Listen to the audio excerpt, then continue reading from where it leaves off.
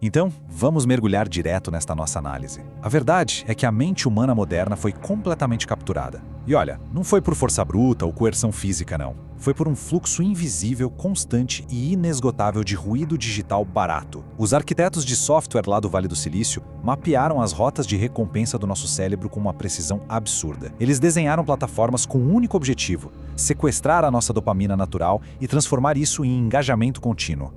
Sem exagero, o roubo mais sofisticado da nossa era, acontecendo silenciosamente no bolso de bilhões de pessoas todo santo dia. Mas, como vamos explorar aqui, os dados mostram que essa armadilha biológica tem portas de saída muito claras e documentadas. Entender a anatomia desse sequestro é aquele primeiro passo indispensável para a gente recuperar o controle absoluto da nossa própria atenção. E para dimensionar a gravidade da situação, existe uma métrica brutal extraída do comportamento moderno. É o seguinte: se um indivíduo não consegue sentar em silêncio absoluto por meros 5 minutinhos, sem nenhum estímulo visual ou sonoro, bom, essa pessoa já não é dona da própria vida. O algoritmo está no comando. O livre-arbítrio acaba virando só uma ilusão confortável quando a gente não aguenta 300 segundos sem buscar uma tela brilhante. Afinal, quem é que realmente está tomando as microdecisões do dia a dia? Quando a mão vai no automático em direção ao celular antes mesmo do pensamento consciente se formar, fica muito claro que o algoritmo assumiu o volante da situação. O que é realmente fascinante de observar aqui é o contraste gritante que está rasgando a nossa experiência humana agora mesmo. De um lado, a gente tem essa dieta ininterrupta que alimenta o cérebro, o que chamamos de ciclo de dopamina infinita. São doses microscópicas de gratificação instantânea, likes, notificações, videozinhos curtos, que inundam o sistema nervoso com um prazer totalmente artificial. Do outro lado, o mundo real, né? O mundo físico não foi desenhado para piscar em neon a cada 2 segundos. Por causa desse contraste, a vida real começa a parecer cinza, lenta e insuportável. A nossa linha de base de dopamina fica tão distorcida que as tarefas mais simples geram uma exaustão absurda. É um estado crônico de superestimulação onde o cérebro está exausto, mas simplesmente incapaz de desligar. Seção 1. A guerra pela atenção. A maior batalha que a gente enfrenta hoje, com certeza, não é física nem financeira, é puramente mental. Olhando para as tendências macroeconômicas que vão culminar lá em 2026, a realidade bate na porta. A moeda definitiva que dita as regras do jogo não é mais o ouro, não é o petróleo ou o capital. É a atenção humana bruta. O mundo ao nosso redor foi deliberadamente desenhado para manter todo mundo num estado reativo e perpetuamente ansioso. E por quê?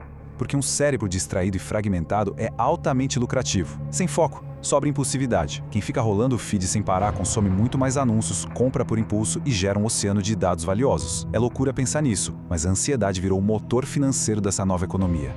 Seção 2. Resiliência dopaminérgica. Aqui a gente começa a ver a defesa biológica contra tudo isso. Algo que os especialistas chamam de psicologia fantasma. O ponto crucial aqui é entender esse conceito, porque ele é o nosso escudo definitivo contra uma vida no piloto automático. A resiliência dopaminérgica é basicamente treinar ativamente o corpo e a mente para manter uma calma inabalável sob estresse profundo, rejeitando conscientemente a tentação da gratificação imediata. E como a gente cria essa blindagem?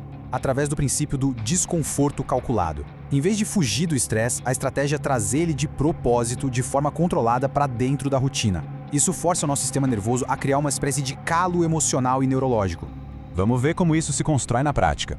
Usar técnicas como banhos de gelo matinais ou fazer um jejum radical de notificações digitais vai muito além de testar a resistência do corpo.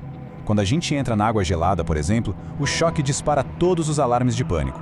Mas permanecer calmo ali dentro treina diretamente nosso nervo vago, que é o grande maestro do sistema nervoso autônomo. O corpo aprende biologicamente que o caos do lado de fora não justifica um colapso do lado de dentro.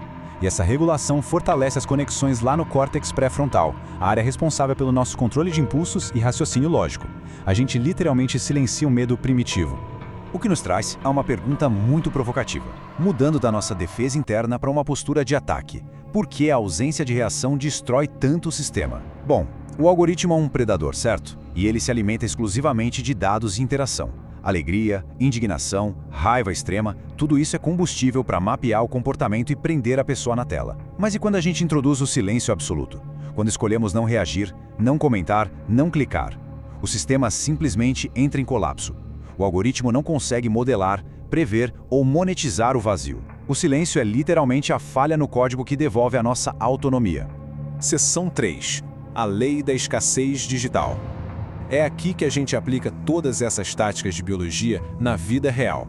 E essa frase ilustra brilhantemente a nossa filosofia central. A abundância contínua gera invisibilidade. É um princípio básico. O ouro só tem aquele valor imenso, porque é raro e difícil de achar. Trazendo isso para o mundo moderno, se a nossa presença virtual é uma constante garantida, se a gente responde tudo no instante em que o celular vibra, o nosso tempo perde o valor. Fica comum como o ar que respiramos. E o que é comum é ignorado. Agora, uma pessoa que é levemente inalcançável, que restringe o próprio acesso, cria uma aura imediata de importância. O valor é inversamente proporcional à disponibilidade.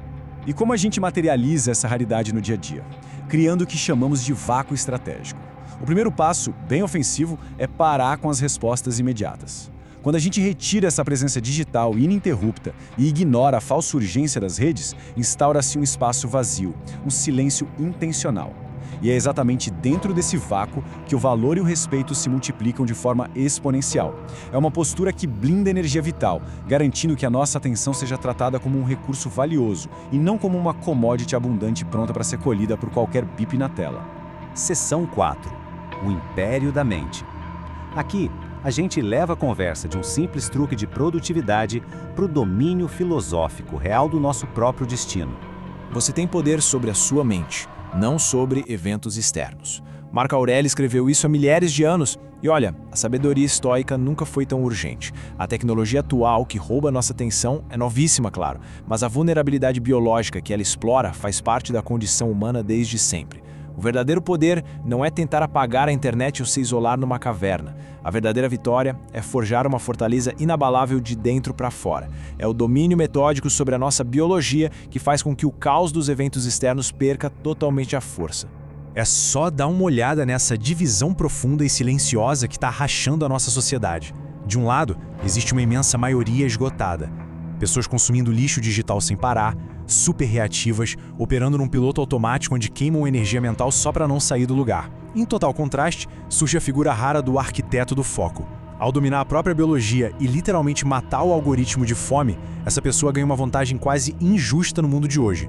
Enquanto o ambiente ao redor desaba num esgotamento coletivo, o arquiteto do foco canaliza sua atenção blindada para construir projetos, impérios e uma vida com propósito de verdade.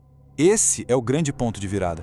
Exige abandonar de vez os hábitos reativos que criam zumbis digitais. Demanda a coragem visceral de dar um passo para trás e abraçar o espaço não preenchido. A gente não pode ter medo da ausência, não pode ter medo de ficar temporariamente inalcançável. Assumir o controle absoluto do próprio córtex pré-frontal significa ditar os próprios termos de engajamento com o mundo. Domine o vácuo. E para encerrar, fica esse pensamento. Num mundo que foi milimetricamente desenhado para ser caótico, frenético e implacavelmente barulhento, a rebelião mais profunda não é gritar mais alto para ser ouvido, é encontrar, suportar e dominar o silêncio. Fica a reflexão: qual lado dessa equação merece a nossa atenção a partir de agora? Domine o silêncio.